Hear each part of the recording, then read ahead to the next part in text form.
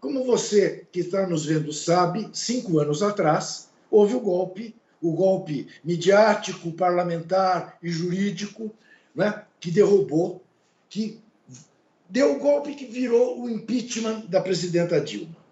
À época, o botijão de gás custava R$ 54,60. Hoje, o preço médio no Brasil é de R$ 88,91. Há cidades em que está acima de R$ 100. Presidenta, eu queria que a senhora visse um filmete que está circulando pelo Twitter, que eu acho que faz um resumo tão bom de uma situação que tem a ver com o seu discurso no dia do impeachment, que é bom que todo mundo veja. E depois eu queria que a senhora comentasse. Estamos a um passo da concretização de um verdadeiro golpe de Estado. O que está em jogo no processo do impeachment não é apenas o meu mandato. O que está em jogo é o respeito às urnas. Teremos voto impresso em 22. O que está em jogo são as conquistas, os ganhos da população, das pessoas mais pobres. Turismo, todo mundo indo para Disneyland, pegar doméstico para Disneyland, uma festa danada. Mas peraí, o câmbio estava tão barato que todo mundo estava indo para Disneyland. Até as classes sociais, mas todo mundo. Os jovens chegando às universidades e às escolas técnicas. O Enem teve o menor número de inscritos desde 2005. O que está em jogo é um investimento em obras para garantir a convivência com a seca no semiárido. E agora tem uma luz acesa mais para casa, por favor, apague. Se puder tomar um banho frio, é muito mais saudável. Ajude o Brasil. O que está em jogo é a conquista da estabilidade que busca o controle da inflação. O Brasil teve a inflação mais alta em 21 anos. Conquistas importantes para as mulheres, os negros e as populações LGBT estarão comprometidas pela submissão a princípios ultraconservadores. Você tem uma cara de homossexual terrível, mas nem por isso te acusa de homossexual. Confesso a vossas excelências que a traição, as agressões verbais e a violência do preconceito me assombraram. O senhor acha que a presidente Dilma termina o mandato dela em 2018? Eu espero que acabe hoje, infartada ou com câncer, de qualquer maneira. Não luto pelo meu mandato ou por apego ao poder. Luto pelo povo do meu país, pelo seu bem-estar.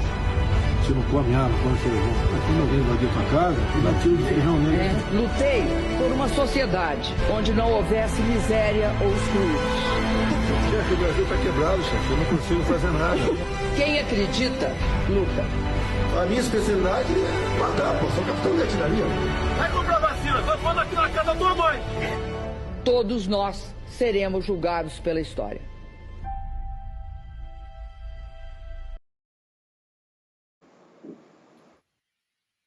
É triste de ver, né? Que fúria. É triste. Um filmete como esse, o que lhe ocorre, presidenta? Ocorre que, infelizmente, eu estava certa.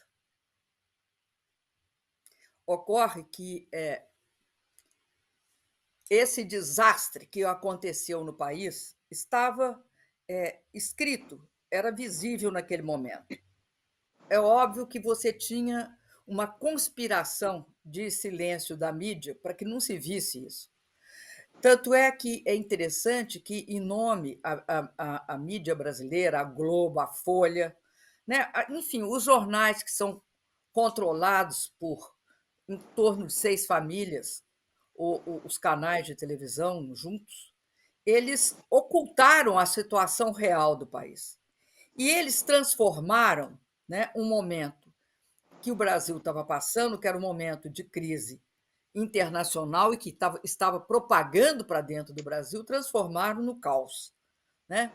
E inclusive, eu lembro, né? Eu lembro perfeitamente que uma das críticas mais duras feitas a mim é que eu tinha tido uma política de não deixar que o preço do petróleo, o preço do petróleo brasileiro, do petróleo bruto brasileiro, crescesse de acordo com o padrão internacional.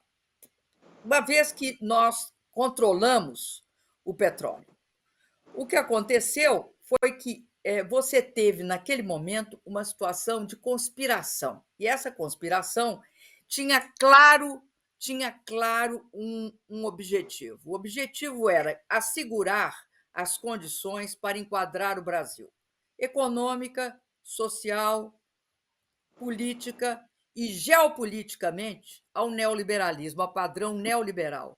Ou, se você quiser, a esse padrão, né, que vem sendo imposto ao mundo por essa hegemonia dos Estados Unidos e que aqui é refletido nas nossas elites, que são internacionalizadas, de uma forma que você não tem espaço para processos sociais de ampliação do combate à pobreza, à miséria, à fome, de aumento do emprego. Enfim, você não pode colocar o pobre no orçamento, como diz o presidente Lula. E também é um crime tributar os mais ricos. E é outro crime discutir por que nós cobramos taxas de juros tão altas quando o país estava sobre estabilidade. O que leva a esse sugamento da riqueza brasileira, essa extorsão da riqueza brasileira para a mão de uns poucos? O que leva a isso? E depois, sabe, Kifuri, nós temos uma elite que é uma elite insensível para o povo brasileiro.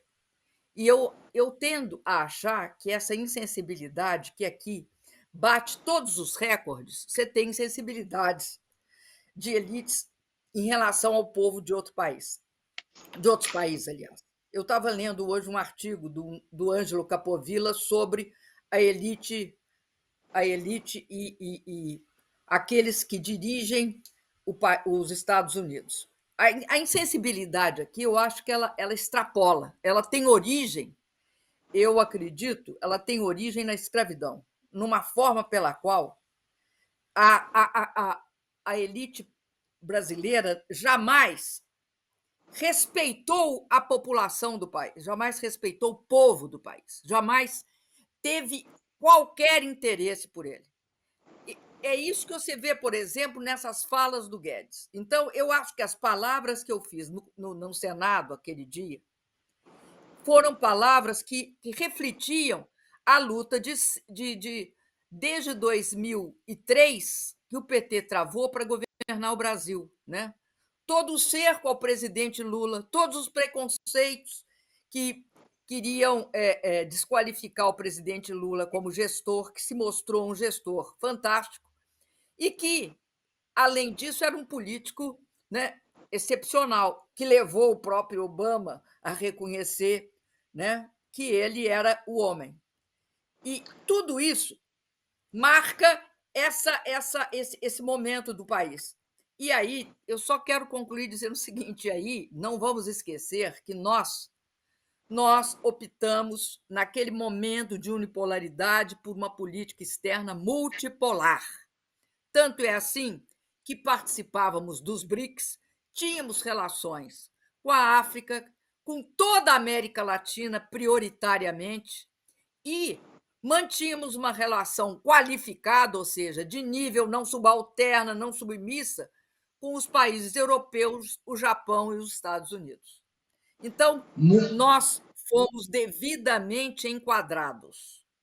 E isso é um fato que tem a ver com a nova tecnologia da chamada guerra de quarta geração, ou dos golpes híbridos, que começam com os impeachments, passam pelos lawfare e elegem